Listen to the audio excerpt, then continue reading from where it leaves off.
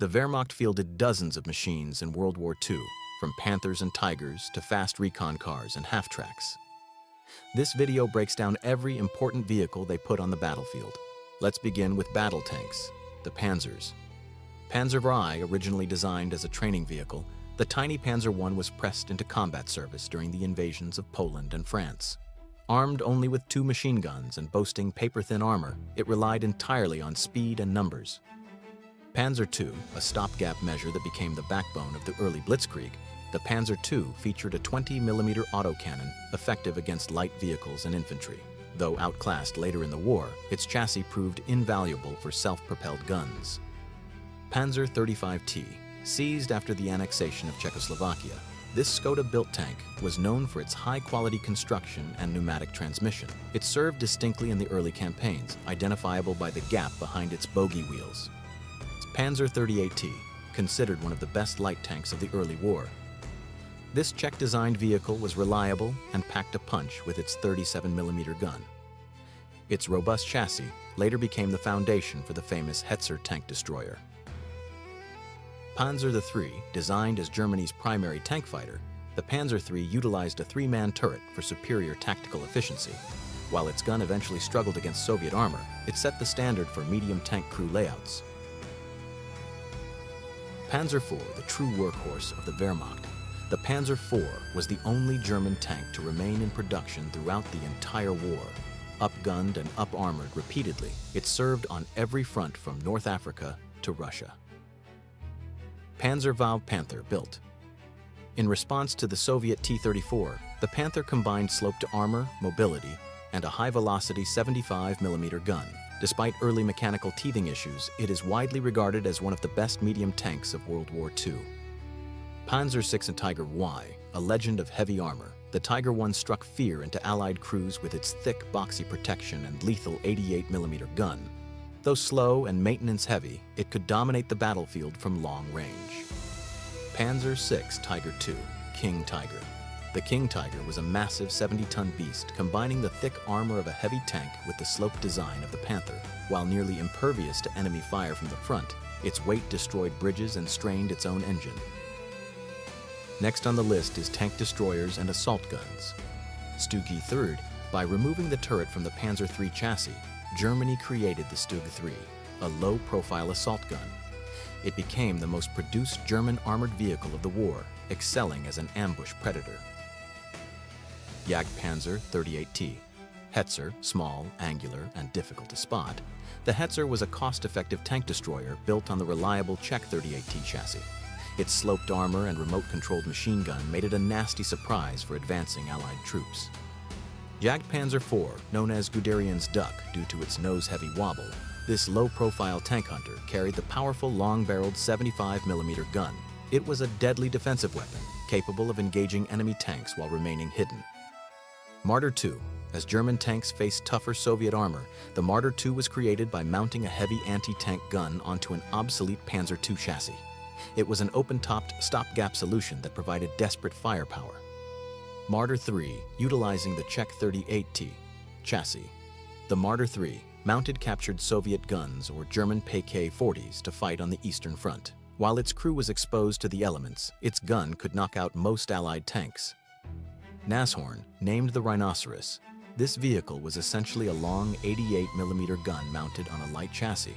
It possessed almost no armor protection, relying entirely on its ability to snipe enemy tanks from extreme distances.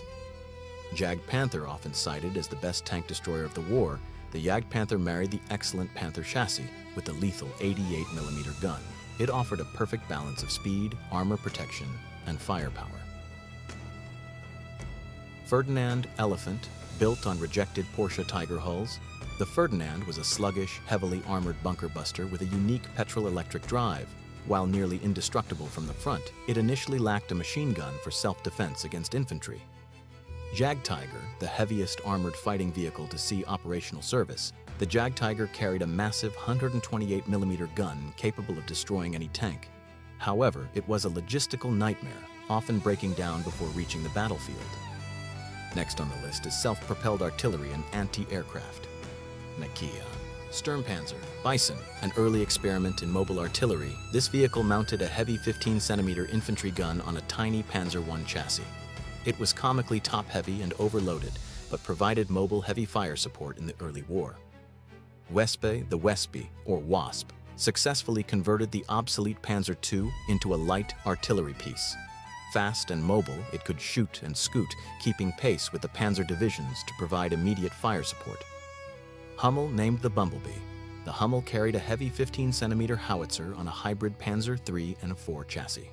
It delivered devastating indirect fire but had limited ammunition storage. Grill, the Grill, meaning cricket, mounted a heavy infantry gun directly onto the Czech 38T chassis. It gave infantry units a way to blast through fortifications with direct fire. Sturmpanzer IV Brummbär. Nicknamed the Grouch or Grizzly Bear, this boxy vehicle was designed specifically for urban combat. Its short-barreled, large-caliber gun was optimized for leveling buildings and blowing apart bunkers. Sturmtiger, a rare beast built on the Tiger I chassis, the Sturmtiger fired a massive 380mm rocket-propelled depth charge. It was designed to demolish entire city blocks with a single shot during urban uprisings. Flak Panzer IV Wirbelwind, the Whirlwind, featured a distinctive open-topped turret housing 4 20mm anti-aircraft guns. It created a wall of lead that was devastating against low-flying aircraft and soft ground targets alike. Flak Panzer IV Ostwind, improving on earlier designs, the East Wind utilized a hexagonal turret with a single, powerful 37mm flak cannon. This allowed it to engage aircraft at longer ranges than its quad-barreled predecessors. Flak Panzer 38T, this interim anti-aircraft vehicle mounted a single 20mm gun on the rear of a 38T chassis. It suffered from very limited armor protection, leaving the gun crew dangerously exposed to strafing runs. Next on the list is armored half-tracks and prime movers. Sd.Kfz 2-1 Hanomag. The iconic Hanomag half-track was the battle taxi of the Panzer Grenadiers. With its sloped armor and off-road capability, it allowed infantry to keep up with the tanks and deploy safely into the heat of battle. Sd.Kfz 250, a smaller cousin to the Hanomag, the 250 was a shortened half-track used primarily for reconnaissance and command roles. Its compact size made it agile, serving effectively as a scout vehicle. Sd.Kfz 7, medium prime mover. This 8-ton half-track was crucial for towing the famous 88mm flak gun and heavy howitzers. With theater-style seating for the gun crew, it was a common sight on all fronts. Sd.Kfz 9, Famo. The heavy lifter of the German army, the Famo was a massive half-track designed to recover damaged tanks. It often took 2 or 3 of them chained together to pull a stuck Tiger tank out of the mud.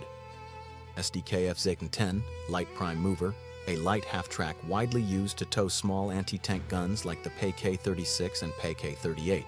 It was nimble and produced in large numbers to mechanize the lighter artillery units. Sd.Kfz 11, the standard light artillery tractor, the Sd.Kfz 11 was responsible for towing field howitzers and Nebelwerfer rocket launchers. It bridged the gap between the light and medium prime movers. Sd.Kfz 2, Kettenkrad, a unique hybrid of a motorcycle and a tracked vehicle. The Kettenkrad was designed for paratroopers but found fame in the mud of the Eastern Front. It could tow light guns and navigate terrain that stopped trucks cold. Opel Maultier faced with the deep Russian mud. Engineers converted standard Opel Blitz trucks by replacing the rear wheels with Panzer tracks. The resulting mule became a logistical lifeline when wheeled vehicles were useless. Continuing with armored reconnaissance vehicles. Sd.Kfz 222.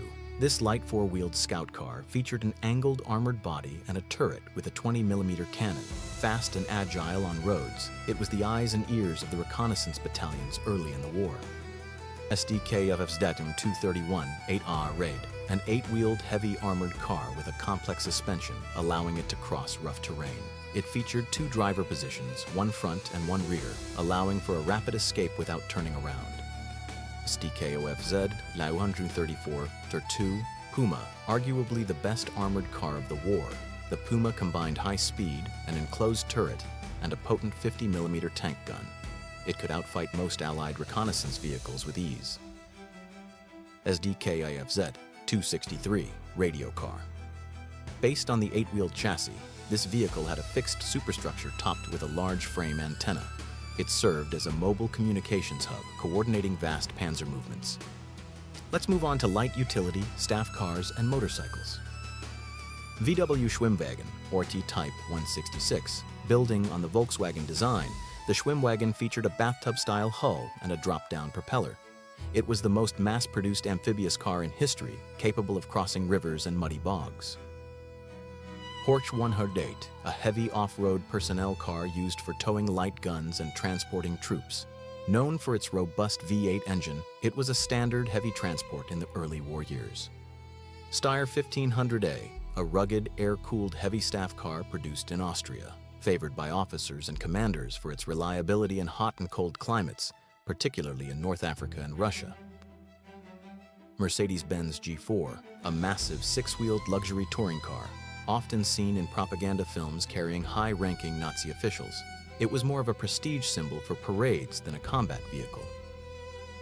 BMW R75, a heavy motorcycle designed specifically for the military, featuring a driven sidecar wheel for off-road traction. It was a durable workhorse for dispatch riders and reconnaissance units. Next on the list is logistics trucks and transporters. Opel Blitz 3.6, the legendary Opel Blitz, was the primary cargo truck of the Wehrmacht, recognizable by its lightning bolt logo.